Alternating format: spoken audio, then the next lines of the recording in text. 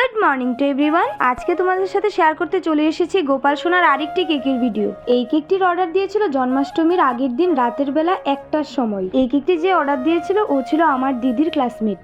আসলে কেক বানাতে বানাতে আগেকার দিনের পুরনো মানুষগুলোর সাথে আবার আমার সম্পর্ক তৈরি হচ্ছে। আগেকার দিন বলতে ভেবো না যে আমি বৃদ্ধ হয়ে গেছি।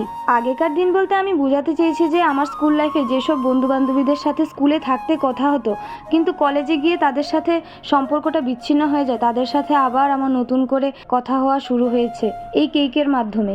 যাই হোক, এই দিদিটাও আমাকে কেকের কোনো ডিজাইন বলে দিয়েছে যে গোপাল সোনার জন্য বানাবে, তুমি তোমার পছন্দ মতো কিছু একটা বানিয়ে দিও। ছোট বেন্টো কেক বক্সের মধ্যে আমি আর কি ডিজাইন করব, তাই ভাবলাম যে এটার মধ্যেও ছোট একটা হাঁড়ি বানিয়ে দিই আর এটার মধ্যেও মাখন ভরিয়ে দিই, আর একটা ছোট্ট গোপাল সোনার ফটো লাগিয়ে দিলাম, সাথে একটা ময়ূরের পাখা আর একটা ছোট্ট বাঁশি দিয়ে দিয়েছি। ব্যাস, আজকের জন্য এতটুকুই। দেখা হচ্ছে পরবর্তী ভিডিওতে। Bye bye.